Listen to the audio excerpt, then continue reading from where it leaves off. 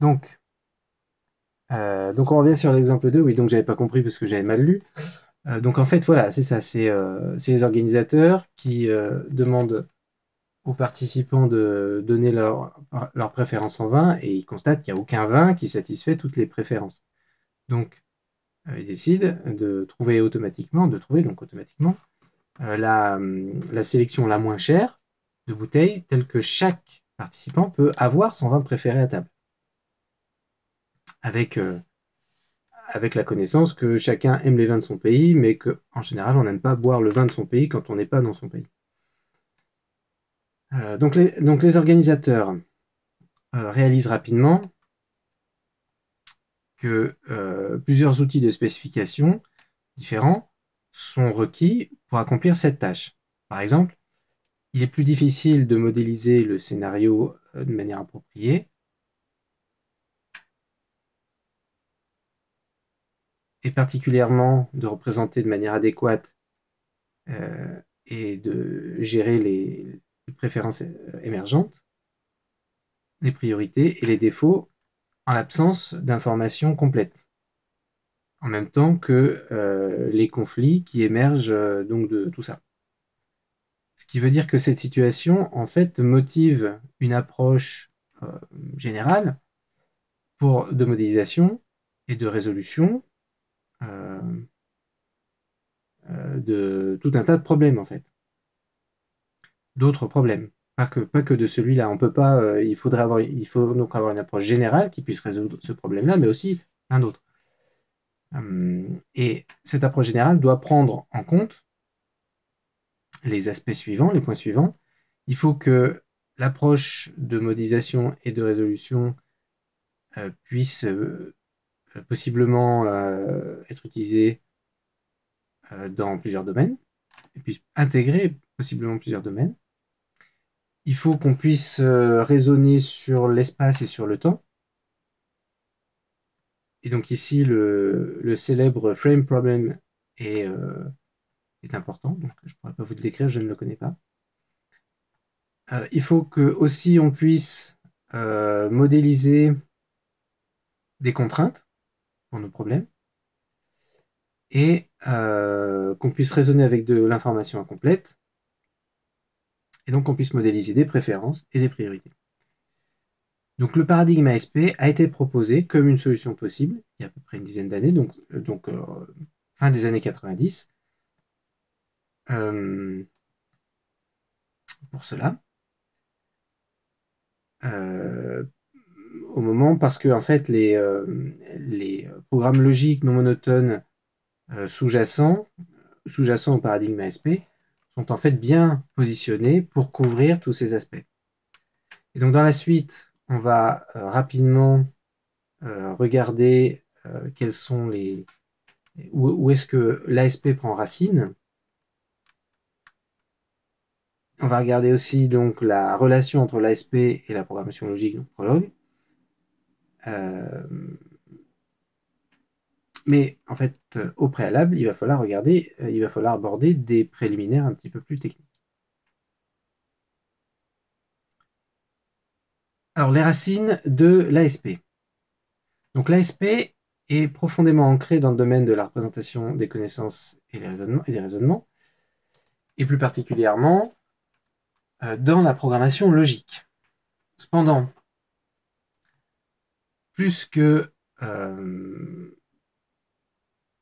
plus qu'être un paradigme de résolution de problèmes général, les racines de l'ASP sont dans des formalismes qui ont pour but la représentation particulière et les tâches de raisonnement, comme par exemple la modélisation des ensembles de croyances d'un agent, ou le raisonnement de sens commun, ou alors les diffeasible inferences, et aussi les préférences et les priorités. Donc,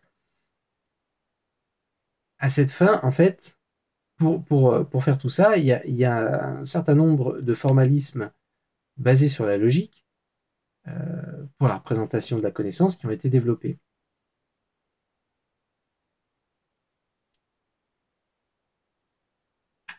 Comme propriété inhérente, ces formalismes sont tous non monotones. Alors ça veut dire quoi non monotone?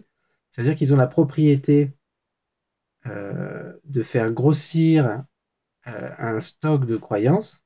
Non, ça veut dire qu'ils ont la propriété suivante qui est que on peut avoir un ensemble de croyances qui un stock de croyances qui grossit. Et ce stock de croyances qui grossit peut éventuellement invalider une partie des conclusions qui ont été déduites précédemment quand le stock de croyances était moins important, quand il y avait moins de connaissances. Ça fait référence en fait à la programmation logique de base, hein, dans laquelle finalement il y a pas de modélisation de la négation et bon, c'est typiquement le cas avec Datalog, c'est qui est un des cas simples.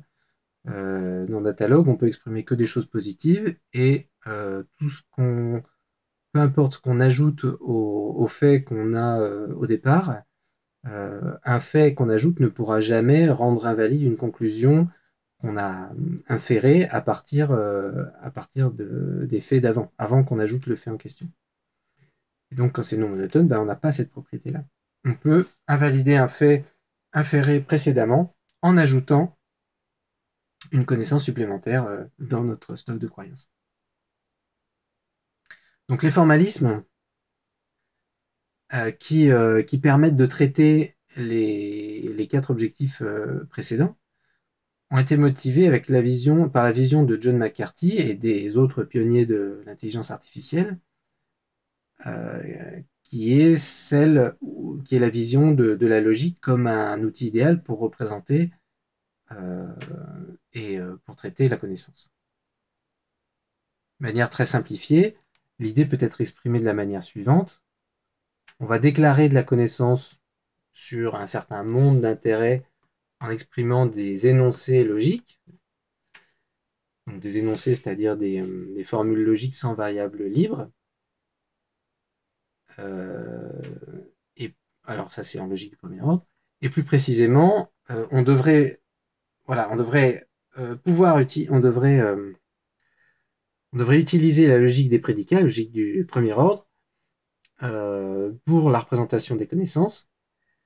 Et l'idée est aussi à ce moment-là donc de pouvoir dériver une nouvelle connaissance, mais en fait une nouvelle qui était simplement cachée dans la connaissance de départ, qui était implicite à la connaissance de départ, par une procédure d'inférence automatique.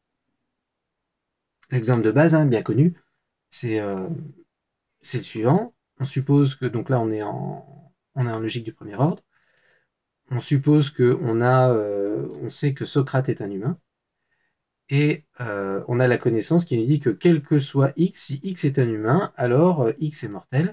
Et donc à partir de ça, eh bien, en fait, cette connaissance-là, qui est notre connaissance de départ, est la connaissance donc à partir de laquelle on va raisonner.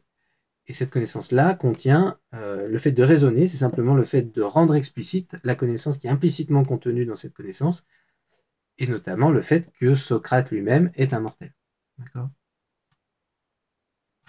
Puisque Socrate est un humain et que tous les humains sont mortels, alors Socrate est un mortel. Est mortel. Voilà.